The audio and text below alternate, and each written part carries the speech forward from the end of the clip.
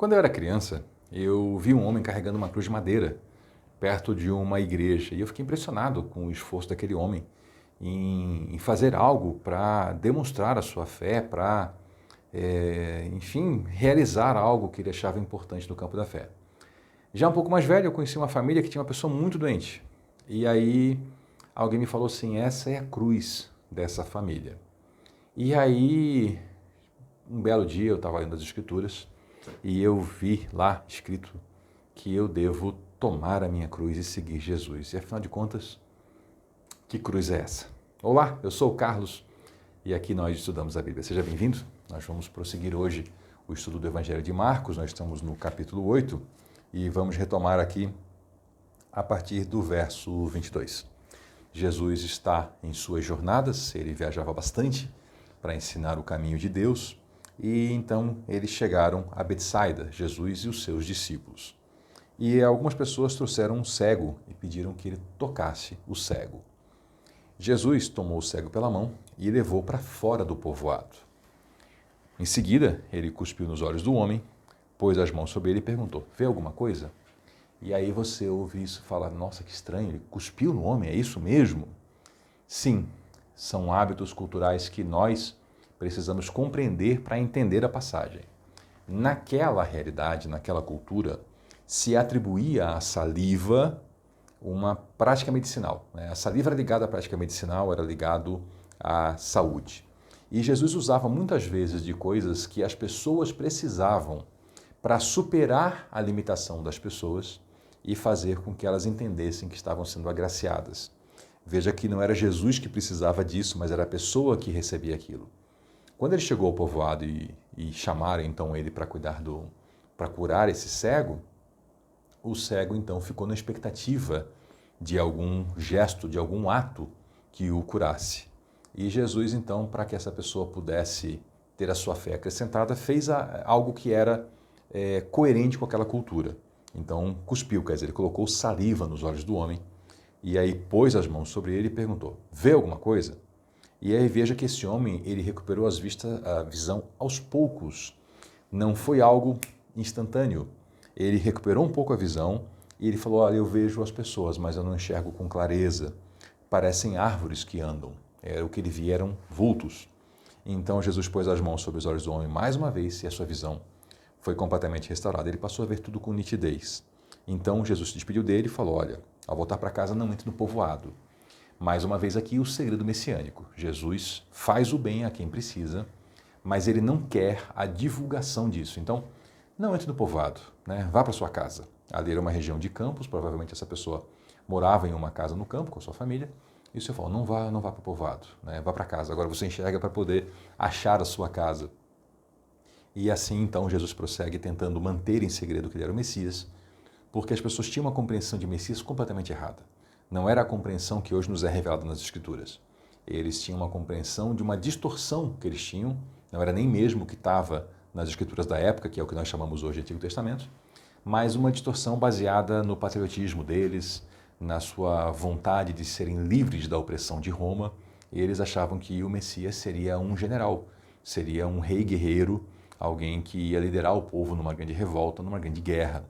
Então Jesus não queria ser associado a essa figura equivocada, por isso ele sempre insistia, olha, não conte o que eu fiz, não fale para as pessoas, vá para casa, não vá para o povoado, era esse processo. Nesse caso aqui desse homem tem algo também interessante, a cura dele, ela é diferente de outras curas. Nós que já estudamos juntos o Evangelho de Mateus e também o Evangelho de João, nós já vimos Jesus curar apenas com uma palavra, e eu estou falando agora só de cegueira. Teve um cego a quem ele disse, veja, e ele viu. Teve um cego que Jesus fez um lodo com saliva e terra e ainda mandou o homem se lavar no tanque de Siloé. Esse aqui foi com saliva e imposição de mãos e foi em 2 etapas. O que nós percebemos na Escritura é que Jesus ele faz as suas ações para superar a limitação da cabeça de cada um de nós. Ele nos aborda do jeito que a gente consegue entender. Nós somos limitados e ele então trabalha para superar a nossa limitação. Deus não tem dificuldade em se comunicar, somos nós que temos dificuldade em compreender. Então ele nos ajuda realizando os seus atos, como ele realizou aqui, de maneiras diferentes para pessoas diferentes, para que essas pessoas possam, então, ter uma compreensão e entenderem o que está acontecendo com elas. Esse homem aqui foi curado e aí pôde ter uma compreensão de que era um sinal extraordinário, algo vindo do Messias. Então Jesus e seus discípulos deixaram a Galiléia, eles saíram do norte, onde eles estavam, e eles foram para os povoados perto da Cesareia de Filipe. Cesareia significa uma cidade cujo nome é dado em homenagem a César. César não era um nome, era o título do imperador romano. E por que Cesareia de Filipe? Porque essa prática de homenagear o imperador, ela foi feita mais de uma vez, em mais de um lugar, então tinha que dizer qual Cesareia. Bom, essa aqui era do Filipe, que foi quem reformou essa cidade e nomeou-a em honra a César. E enquanto caminhavam, Jesus perguntou para eles assim, quem as pessoas dizem que eu sou? E eles responderam, alguns dizem que o Senhor é João Batista. Lembram do João que batizava, então?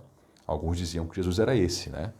E outros diziam que é Elias ou um dos profetas. Quem, aliás, dizia que Jesus era João Batista é porque não conhecia os dois, né? Tinha gente que achava assim, João morreu e aí voltou, ressuscitou e agora ele é Jesus. Mas os dois conviveram juntos, então não poderia ser. E aí vocês? Ele perguntou para os discípulos, quem vocês dizem que eu sou? E o Pedro foi incisivo e respondeu, o Senhor é o Cristo, o Senhor é o Messias. Essas palavras, Messias, Cristo, ungido, significam a mesma coisa, né? É a pessoa escolhida por Deus para ser o Salvador do mundo. Mas Jesus advertiu a eles que não falassem para ninguém a respeito disso. As pessoas não estavam preparadas para entender o que era o Messias. Aliás, até hoje tem gente que não entende o que significa o Messias.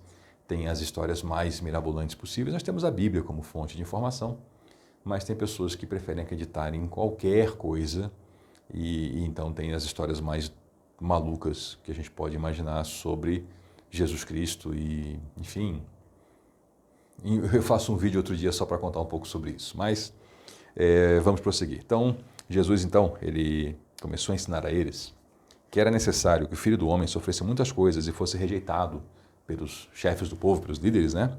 Pelos principais sacerdotes e pelos mestres da lei. E ele estava ensinando para eles de acordo com o que as escrituras do Antigo Testamento já traziam. Então ele estava revelando para eles o que realmente era o Messias. E eles tinham uma coisa na cabeça e ele estava revelando a verdade sobre o Messias.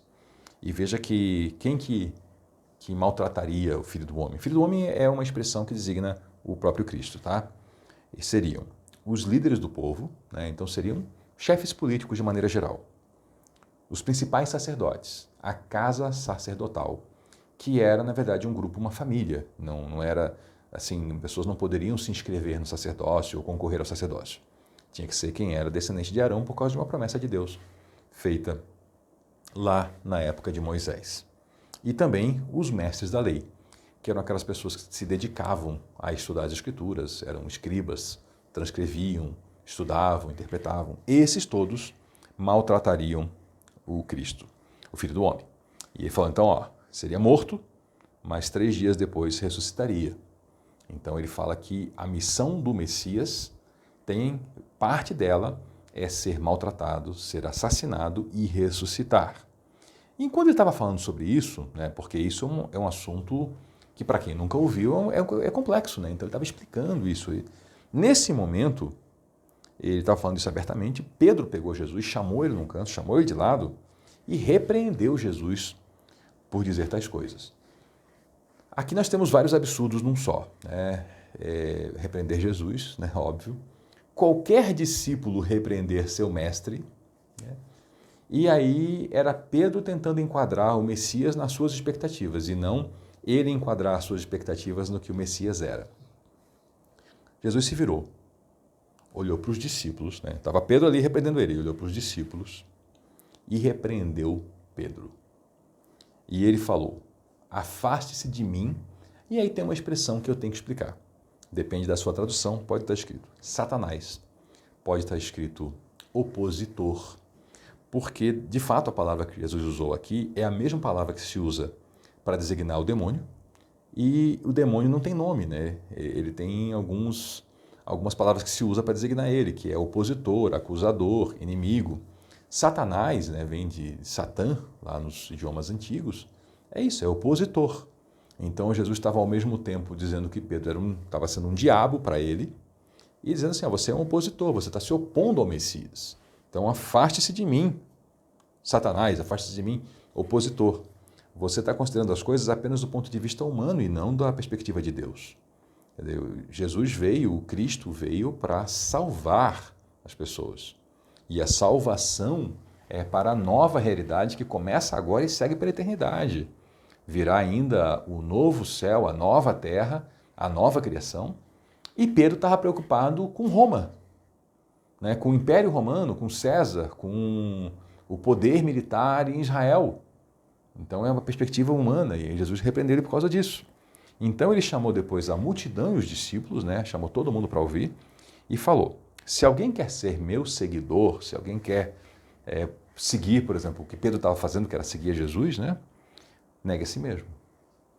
Veja que Pedro, naquele momento, estava querendo que a sua vontade prevalecesse sobre a vontade de Jesus Cristo. Ele falou, quem quer me seguir é o contrário, negue a sua vontade, negue a si mesmo, tome sua cruz e siga-me. E a cruz o que era? Ora, a cruz é uma cruz literal de madeira? É um peso para carregar? A cruz é uma dificuldade na vida? As pessoas que estavam aqui ouvindo Jesus, quando ele falava em cruz, o que elas pensavam?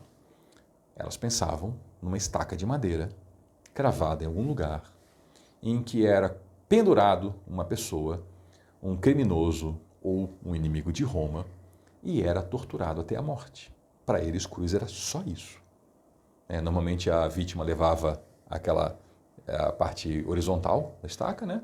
A parte vertical já ficava lá, juntava as duas e o cidadão lá ficava, às vezes por dias para morrer, às vezes haviam torturas de diversos tipos, às vezes havia até um prolongamento da vida de maneira bastante sádica.